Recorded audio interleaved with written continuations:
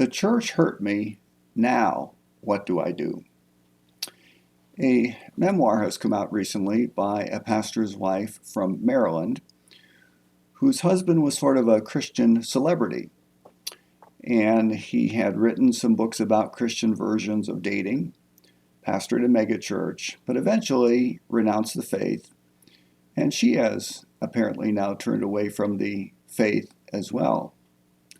The church has hurt me. Now what do I do? I think there's something that a lot of us could say when we might say the church has hurt me. A lot of us have been hurt by the church and the church's people. It reminds me of the words of Jesus in Luke chapter 11, when he talks about how when an evil spirit leaves someone, it goes to waterless places seeking rest. Then it returns, and if it finds the place empty, it returns, and the last state of the person is worse than the first. That tells me this. Though many of us have been hurt by the church, we have to be careful what we do next. We don't want to make our next state worse than our previous state. We don't want to make our next days worse than our past days. Though there's wounds, though there are hurts, though there are real pains that Christians and the church have caused, we don't want to use that as an opportunity to turn away from the faith, to turn away from the church, and to turn away from Christ.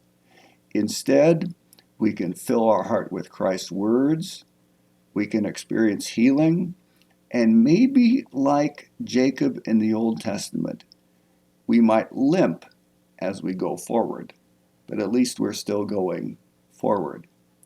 And our latter state is not worse than before. 2 Peter talks about a dog turning back to its vomit and a pig going back to wallow in the mire. Yes, many of us have been hurt, but we don't want to be empty and make our next state worse than our first. In Christ, there's restoration. And we might learn more about Christ and more about ourselves than ever before when we come to Christ honestly and openly with the wounds that we have. This is your daily devotional for Tuesday. I hope you're doing well. Hope you'll pray for the church and pray for me. Hope you'll be willing to talk if you need to about some wounds you may have from the church or some wounds a friend has, and maybe even share these words with someone else that their last state not be worse than before they ever came to Christ.